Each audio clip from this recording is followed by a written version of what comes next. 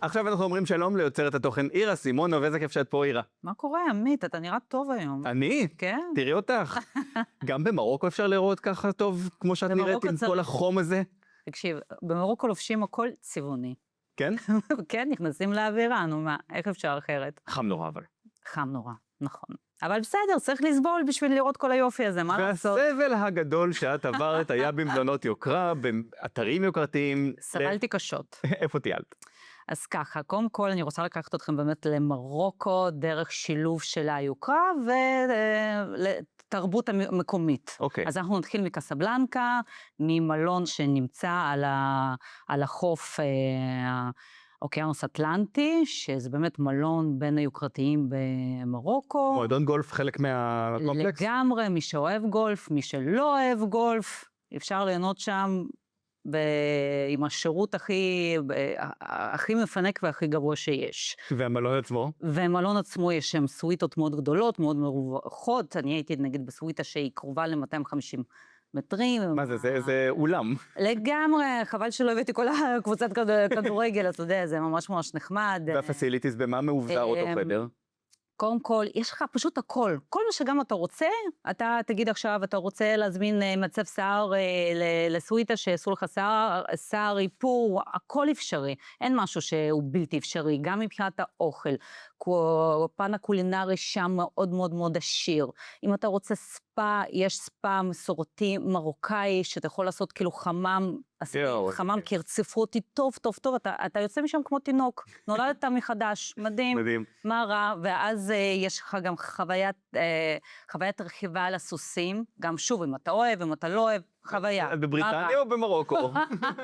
כן, ומי שאוהב יותר אקסטרים, אפשר לקחת טרקטורון, ולעשות פשוט טיול טרקטורונים על החוף, בשקיעה, חוויה מדהימה. אז זה קזבלנקה? חוויה מדהימה, כן. ומי שאוהב גם אוהבי ז'אנר, אפשר גם לבקר במסגד הגדול שהוא מאוד מרשים, כל המבנה הארכיטקטוני מאוד מאוד יפה.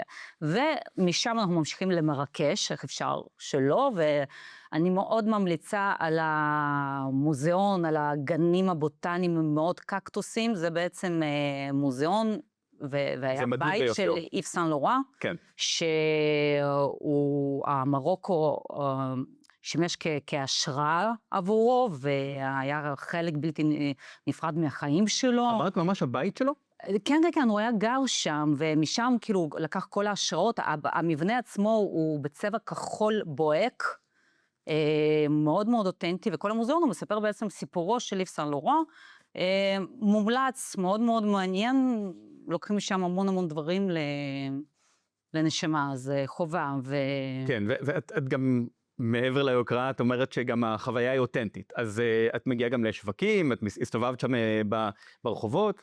כן, כמובן חובה להגיע לשוק שהוא מאוד מאוד גדול, שטח ענקי, ולהסתובב בסמטאות הצבעוניות, כל העריכות של התבלינים, וכל הדברים עם העבודות יד של השטיחים, נעליים המיוחדות, האוכל, כל התרבות זה must, must, must. איפה הרגשת שירדת אל העם?